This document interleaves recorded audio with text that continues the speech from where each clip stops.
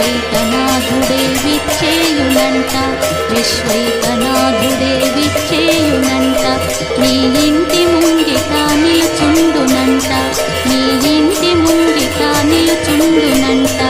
అన్నపూర్ణాదేవి అర్చింతునమ్మ నా మనవి